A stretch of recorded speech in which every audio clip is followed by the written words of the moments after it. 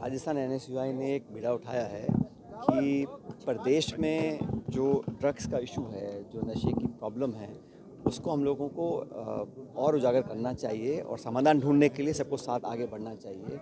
ये बात सच है कि बड़े बड़े शहरों में, कस्बों में और यहाँ गांव तक ये सस्ते केमिकल ड्रग्स पहुँच रहे हैं। उस प्रिवेंशन के लिए बच्चों को, नौजवानों को उस लत से दूर रखने के लिए हम सबको मिलकर काम करना पड़ेगा।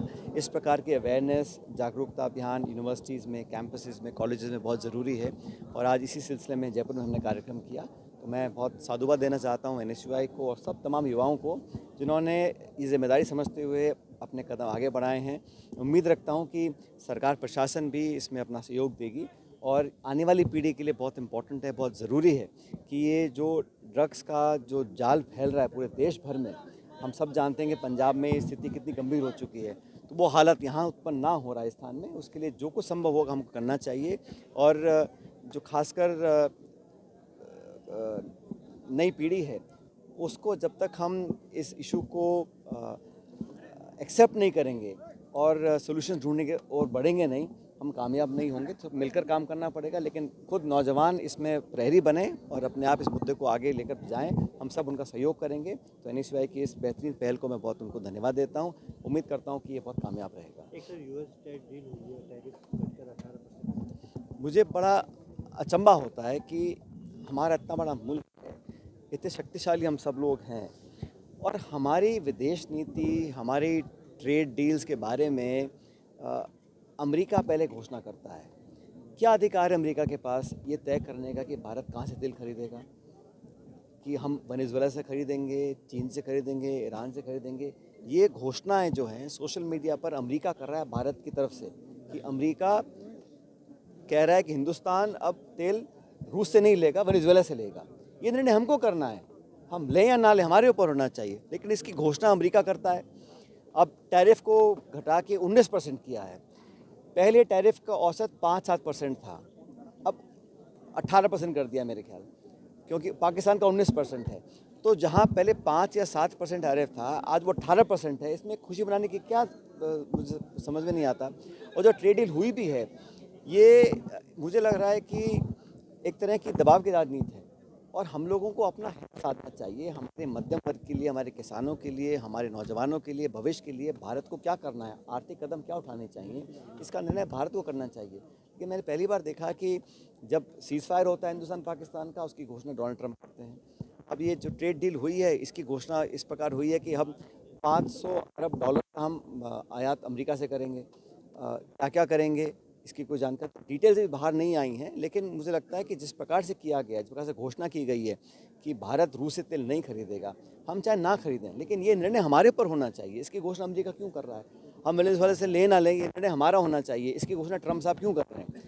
और जिस प्रकार से ये संवाद हुआ, सब सोशल मीडिया पर एक्सचेंज हुआ, अब समय बताएगा कितना कारगर साबित होगा। लेकिन हमने FTAs बहुत EU के साथ किया है, ऑस्ट्रेलिया के साथ किया है, लेकिन अमेरिका के साथ जो दबाव मुझे दिख रहा है वो साफ जाहिर होता है। एक सर बजट को लेकर क्या कुछ? पहली बात तो कल जो पार्लियामेंट में हुआ, राहुल गांधी जी एक मुद्दे को उठाना चाहते थे और ये बोलना कि कांग्रेस या गांधी परिवार को किसी से सबक लेना चाहिए नेशनलिज्म का, ये मैं समझता हूँ सत्य से बहुत परे है। मत भूलिए कि इंदिरा गांधी जी ने पेट में 32 गोलियां खाई थी आतंकवाद से लड़ाई लड़ने के लिए। राजीव गांधी जी को बम से उड़ा दिया गया था ताकि देश अखंड और एकजुट रहे। तो वो लोग अगर आज लांछन लगाते हैं, अगर राहुल गांधी जी नेता विपक्ष एक मुद्दे को उठाना चाहते हैं, और मुद्दा किसका है, किसने बातें कही, वो हिंदुस्तान की आर्मी के चीफ हैं, उन्होंने अगर कुछ अपने विवरण किया है या कुछ बात रखी है, उस पर चर्चा करने से इतना घबराना क्यों?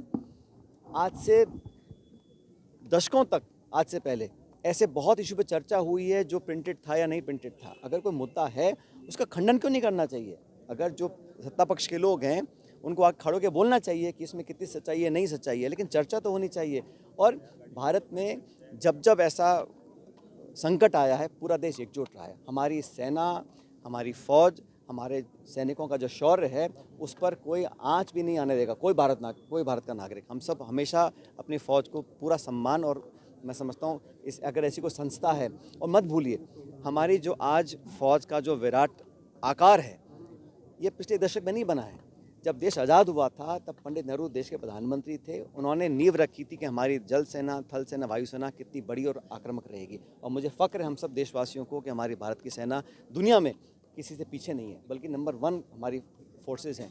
लेकिन पार्लियामेंट में डिस्कशन से पीछे हटना और इस तरह से बर्ताव करना, और पूरा ये सिर्फ राहुल जी नहीं, पूरे विपक्ष ने कहा कि अगर कोई ऐसा मुद्दा सामने आया है, जो घटनाक्रम घटा था, इसमें आंतरिक सुरक्षा का इशू है ही नहीं। इसमें फॉर्मर आर्मी चीफ ने कुछ अगर कहा है, उस पर कोई डिबेट करना चाहता है, उस पर कोई क्लैरिफिकेशन चाहता है, तो सरकार को आगे आना चाहिए। इतना हड़बड़ा के घबराने की ज़रूरत नहीं है।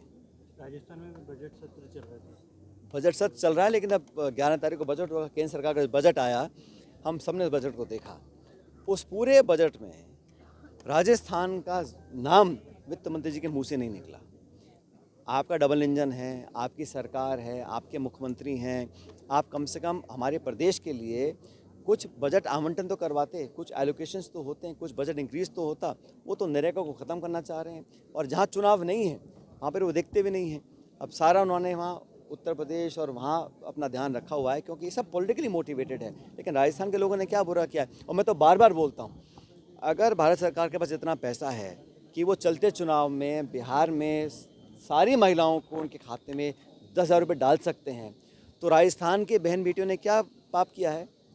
यहाँ भी आप डाल दीजिए ना खाते में।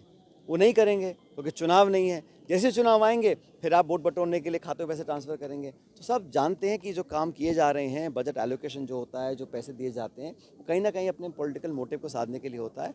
लेकिन 11 तारीख को बजट आएगा प्रदेश का, मैं उम्मीद करता हूँ कि जब तीसरा बजट है इसमें कम से कम ऐसी घोषणाएँ हों जो धरातल पर उतर सकें। अब तक जो घोषणाएँ हुई, सरकार को ये बताना चाहिए कि ये हमारे आउटलेस थे, हमारा आउटकम था। अभी तक कोई चर्चा होती नहीं है, घोषणा कर देते हैं, उसकी पालना होती नहीं है, तो लोग बड़े असंतुष्ट हैं। और इतनी जल्दी कोई सरकार अपना इकबाल खोल दे, मैंने पहली बार देखा है।